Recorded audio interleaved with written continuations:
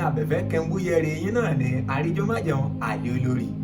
Lọ́tẹ̀ yìí nǹkan pàtàkì kan mo fẹ́ fi tó yín létí, nǹkan ńlá kan ló sì fẹ́ máa ṣẹlẹ̀. Nǹkan náà ni ní àṣálẹ́ ọjọ́ ìsinmi.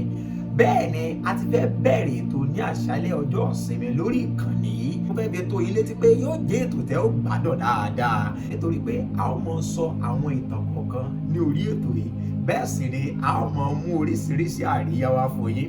Ṣé mọ̀ tó wá sí kàkà jùlọ ni pé a ó tún máa ṣe oríṣiríṣi ìpolówó. Ìwọ tó bá fẹ́ sọjọ́ òbí o lè sọ fún wa, àwọn ò bọ̀ ń sọ. Ṣé wàá mọ̀ tó wà bẹ́ẹ̀?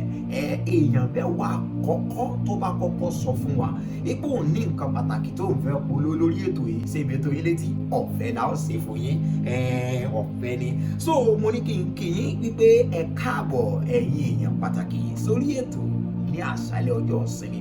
Ẹ wo mi ò ní disappoint yín o, lágbára Olúwa. Oríṣiríṣi nǹkan kàkàǹkà ni màmá mú wá. Pàápàá jùlọ a ó máa sọ àwọn ìtàn kọ̀ọ̀kan, ìtàn tó lè ràn wá lọ́wọ́ láti jẹ́ ká débi tí Ọlọ́run fẹ́ jẹ́ ká dé.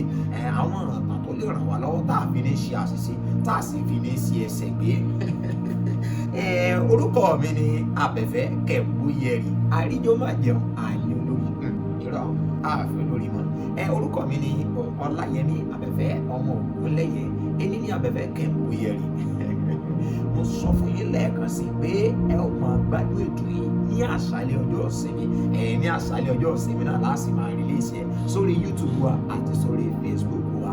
Ẹ jọ̀ọ́ a nílò ìrànlọ́wọ́ yín nípa kìsìkìnì, nípa mímọ̀ bá wa wò, kẹ́ máa bá wa share, kẹ́ sì máa bá wa comment.